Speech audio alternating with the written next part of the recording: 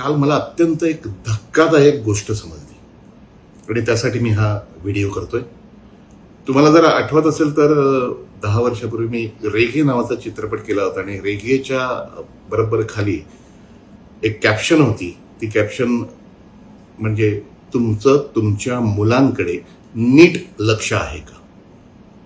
आणि मला ती काल प्रकर्षाने ती कॅप्शन आठवली। याचं कारण पुण्यातलं सगळं तो ॲक्सिडेंटचं तुम्हाला कल्पना असेल झाल्यानंतर त्यांनी अनेक पब्सवरती धाडी टाकल्या पोलिसांनी। पोलीस आपलं काम उत्तमरित्या करतायत आणि त्यातनं नवीन नवीन गोष्टी येत गेल्या। आणि या संदर्भातच असं चर्चा करत असताना मी कोणाबरोबर बोललो, काय बोललो, कुठल्या कुटुंबात होतो मी, कुठल्या कुटुंबाबरोबर होतो आणि माझ्या त्या मित्राची पत्नी एकदम रडायला लागली।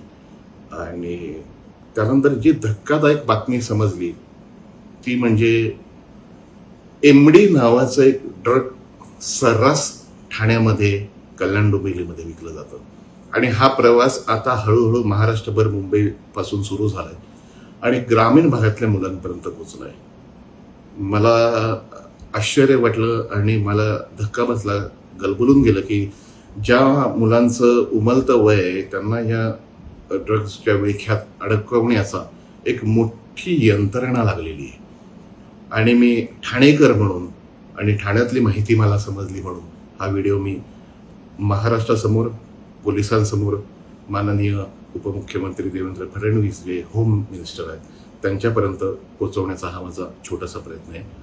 ठाण्यामध्ये मी अतिशय जबाबदारीने सांगतो की कळवा ब्रिजच्या खाली, त्याच्यानंतर आंबेडकर रोडच्या कॉर्नरला, ब्रह्मांडमध्ये, त्याच्यानंतर हिरानंदनी इस्टेटमध्ये, वाघे इस्टेट 16 नंबरमध्ये फोनवरती हे कॉन्टॅक्ट केलं जातं आणि तो माणूस येऊन ते एमडीच्या असे तांदळासारखे काहीतरी दाणे असतात, मी कधी आयुष्यात बघितलं नाही ते, पण पांढरे दाणे असतात, काही गुलाबी दाणे असतात। ते दाणे अक्षरशः 200 रुपयापासून 1200 रुपये पाकिट, 1500 रुपये पाकिट, जर इंडियन असेल तर 1200, काहीतरी बाहेरचं असेल तर 1500 अशाला विकलं जातं। मला अत्यंत हा शॉक बसला आणि केवळ निवडणुकीला उभा आहे, मी मतदान मागायला तुमच्याकडे अर्ज करतोय किंवा तुमच्याकडे मतं मागतोय असं नाही, हे भयंकर आहे। याच्यावर कारवाई अत्यंत सक्षम पोलीस आहेत आपले, ते करतीलच, पण एक अवेअरनेससाठी मी हा व्हिडिओ करतोय।